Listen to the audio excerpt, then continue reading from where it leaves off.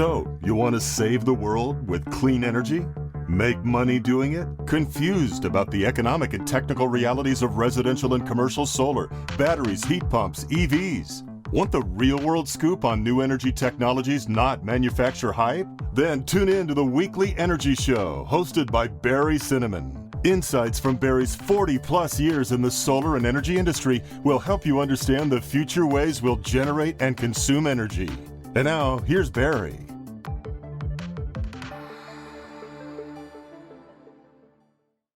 Welcome to this week's Energy Show. We're talking about oil and gas prices this week. Specifically, we're going to talk about the concept of peak oil. Now, peak oil is the point of time in which the maximum rate of petroleum production, oil production, crude oil production is reached, after which oil production quantities, usually measured in like millions of barrels a day, after which this production quantity is going to slow down. It's going to go into terminal decline. It's kind of like a bell curve. Now, the peak oil theory is based on the observed rise, peak, fall, and eventually depletion of production in oil fields over time. And it's basically the way lots and lots of minerals are. You find the mineral, you find the oil, you can produce it, you get more and more production, and then gradually you kind of run out of capacity. So this peak oil thing looks at cumulative production.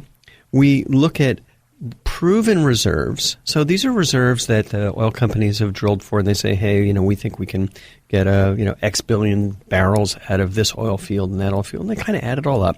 And then it also assumes that there's always going to be future discoveries of oil. So that's what this kind of bell curve was based on. Back in the 50s, they predicted that sometime around in the year 2000, we'd hit peak oil. And that was based on this curve of growing production and starting to peak off, and then eventually the prediction it would tail off. So everything was working great. The theory was like absolutely on target. Actually, oil production peaked in about 1970, and then it started to decline. So they were a little bit ahead of the time as far as when the original theory, like 40 years before, hit. So why was peak oil important? Well, we used to worry a lot about peak oil because even as recently as 10 years ago, the world relied primarily on oil for energy needs, and there wasn't really any good substitute. We really depended on liquid fuels. I mean, we were using a lot of coal for electricity, and we were starting to use more and more natural gas. But our transportation, our industries, our heating, a lot of the utilities all over the world were dependent on oil, and then any of the distillates from oil need diesel or gas.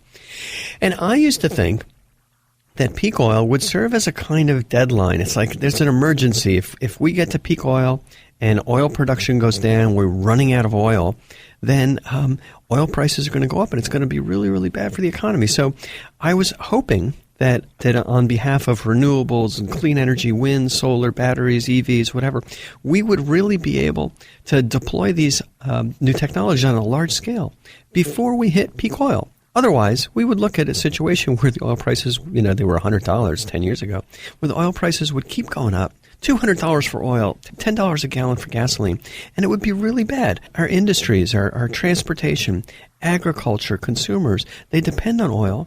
And if oil prices kept going up, they were at 100, they went to 200, it would be really bad for the economy. All goods would become more expensive. Consumer spending would tighten. I mean, obviously the consumers would be spending a lot of money on gasoline, but they wouldn't have as much disposable income for other things. It would be bad for the whole economy. Industrial profits would go down everywhere except in the oil industry, oil and gas industry.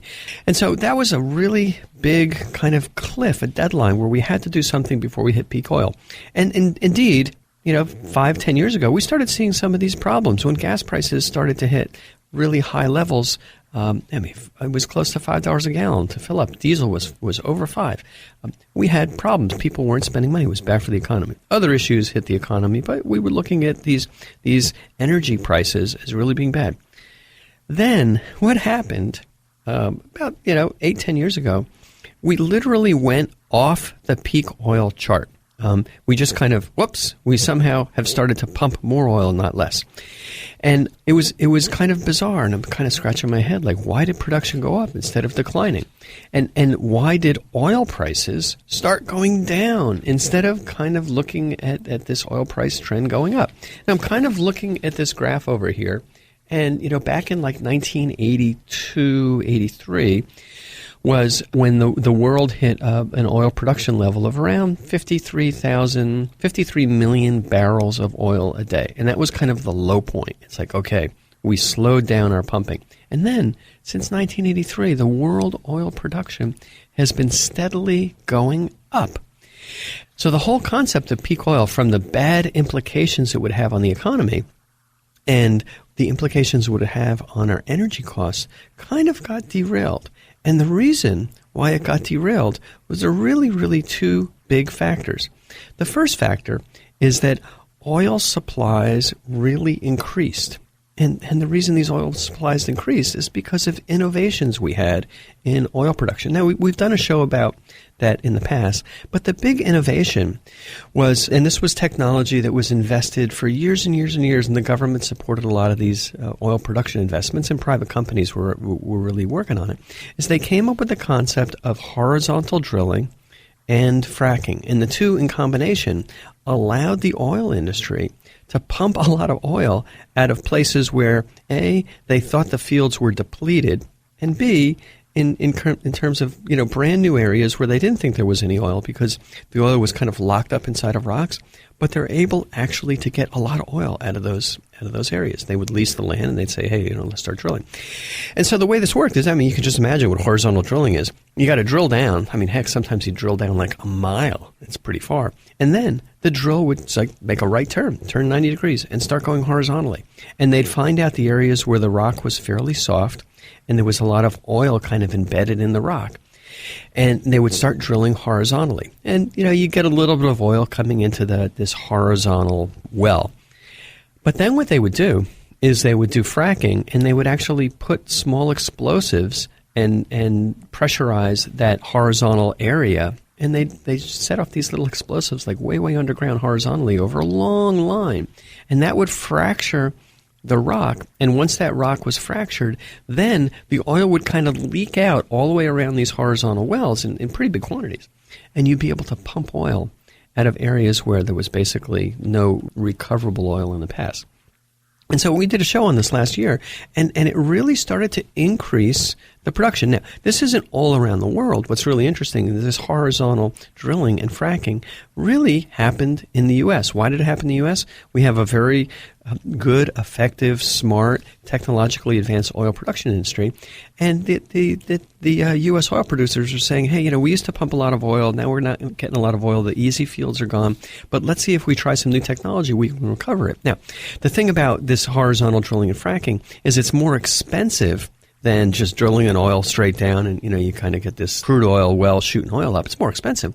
But still, when oil was $100 a barrel and you were able to do some of this horizontal drilling at $40 or $45 a barrel, and that would be your production cost, and you were able to sell it, you could make a lot of money. So they really got to be successful with that. So that was the first thing. The supplies increased when it came to the whole concept of peak oil. And so more supplies, we kind of moved that curve a little bit farther to the right. And then the next thing that happened, which is also kind of bizarre, is that demand started to taper off because of cheap natural gas, because of EVs, because of worldwide fuel economies, and also to a very large degree because of global climate change concerns. Big countries like China and Europe, they said basically we've got to cut back on our use of petroleum, and that actually started to slow down demand. The peak oil concept always assumed that we would find new sources of supply, that the reserves of oil would go up and production, there'd always be more production. But eventually, it would be so expensive to find oil in these new places that the pricing of oil would be not cost effective, and they start to find substitutes. Now, but what really changed the whole concept of peak oil and why it's got derailed is that because of new technology, we're starting to find a lot of oil in old places.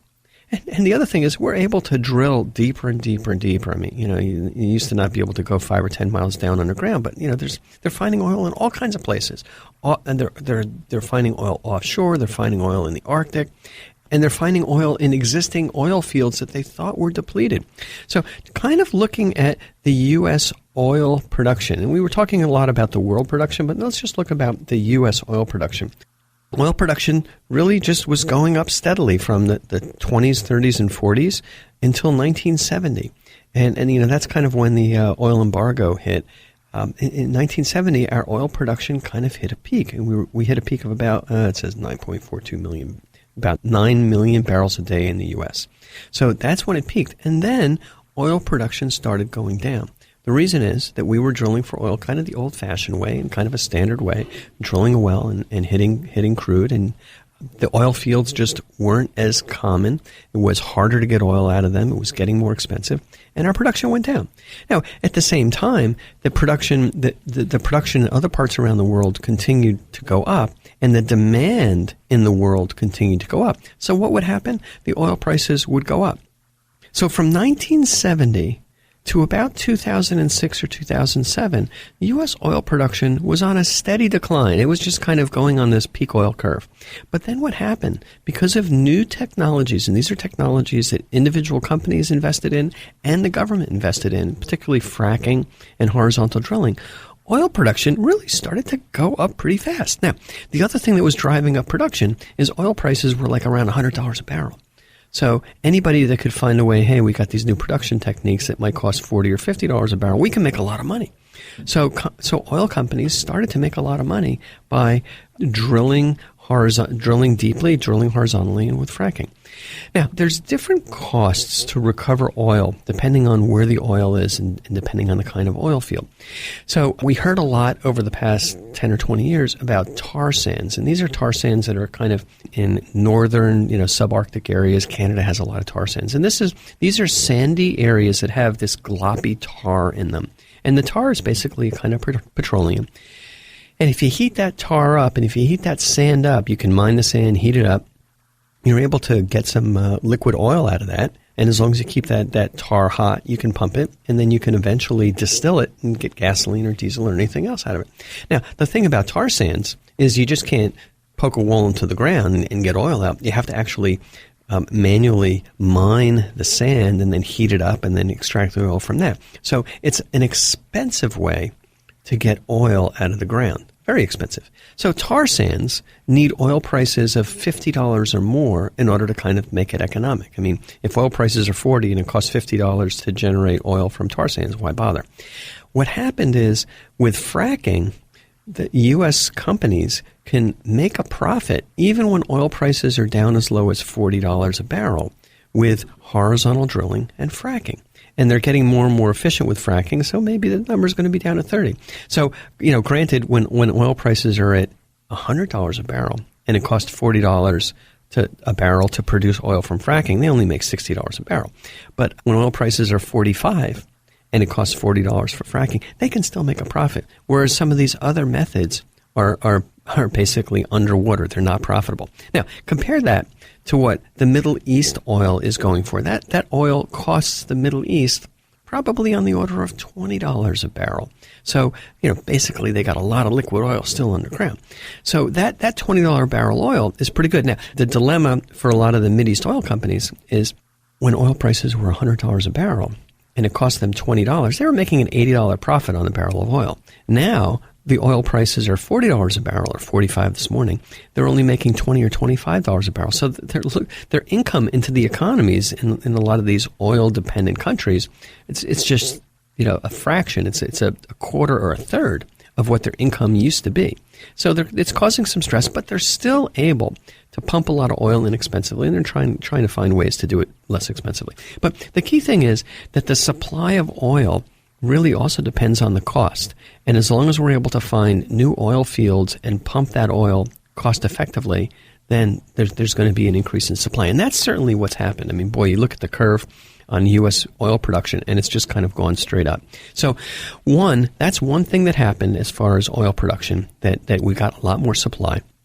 And in the U.S., we're just pumping like crazy. Now, some of these U.S. companies are having trouble because when oil's $40 or $45 a barrel, they're not making as much profit as they used to, but they're still above water. Now, the second thing happened is the demand for oil has slowed down. Now, the demand hasn't gone down, but the rate of growth has slowed down. So they initially predicted, you kind of look at how economies are growing and more and more people all around the world are getting cars or gas scooters, or they're lighting their houses, and then they're going to need more and more energy, and the easiest energy to get is from oil. So they'd expect that as the world continued to grow and the economies continued to grow, we have an expanding demand for oil. That growth slowed.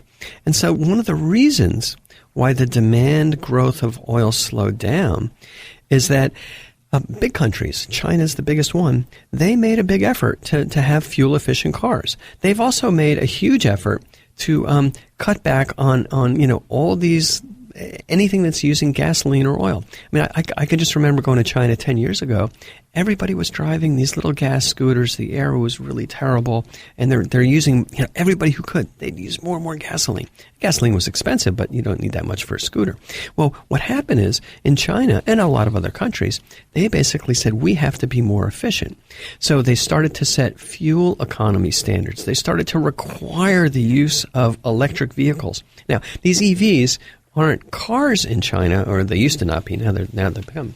They were motorbikes. So that was the transition I saw over the past. It was almost like in a heartbeat that they went from gas motorbikes everywhere to electric motorbikes. And so now, in a lot of Asia, some countries still have lots and lots of these little gas scooters. Last time I was in Vietnam or Singapore, they had a lot of gas scooters. But China, just basically, they snapped their fingers and said, no more gas scooters. Everybody's going to have battery motorbikes. They're silent. There's no pollution. They're not using any oil.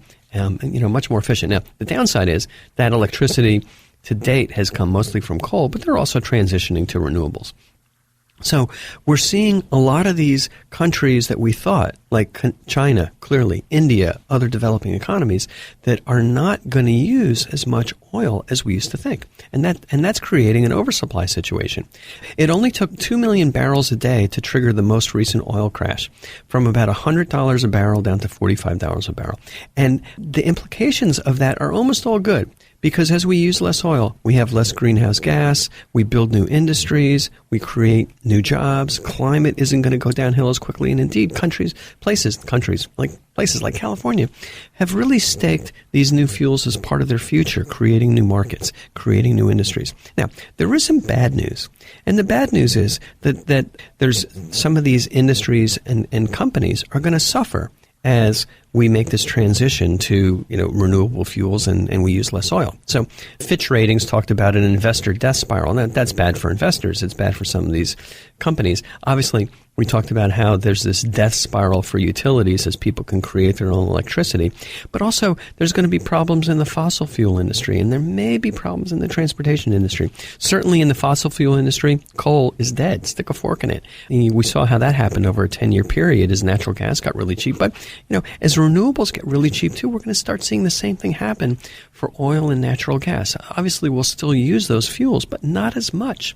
And the companies that we used to think would have long-term sustainable profits, they're just not going to be there. And it's not just the utilities, but transportation companies also. Now, I think people are going to still buy cars. They're going to stop buying gas cars. They're going to buy electric cars. But until this sharing economy kicks in, we're all going to be buying a lot of cars. Bloomberg kind of looked at this bad impact on investors starting to happen in about 10 years, which puts it about 7 or 8 years out there. It's going to be bad for workers, but these workers can be retrained in new industries. All right. So what can we do? Well, be careful where you invest. The oil business is going to be like the coal business. Not sure how many years, but it's going to be inevitable. There's going to be warnings, but then things are going to change really fast, so you got to get out at the right time. And the second thing we can do is support the future industries. That's where the job growth is going to be. That's where the economic benefits are going to be. The world is going to use more energy. We're going to be using more energy for transportation with EVs, for HVAC. We're going to be powering and heating our buildings with electricity, not just with oil and gas. And developing economies are going to jump right into renewables and EVs, just like they jumped right into cell phones and skipped over wireline communications. It's happening now with solar and NVIDIA storage. It's going to take 20 years to complete that transition, but there's no doubt in my mind that it's going to happen. Well, that's all the time we have on this week's Energy Show. Thanks to all of our listeners for tuning in. And if you missed any of today's show, you can always go to our website at cinnamonsolar.com and listen to the podcast. So, you want to save the world with clean energy? Make money doing it? Confused about the economic and technical realities of residential and commercial solar, batteries, heat pumps, EVs? Want the real-world scoop on new energy technologies, not manufacturer hype? Then tune in to the Weekly Energy Show, hosted by Barry Cinnamon. Insights from Barry's 40-plus years in the solar and energy industry will help you understand the future ways we'll generate and consume energy. And now, here's Barry.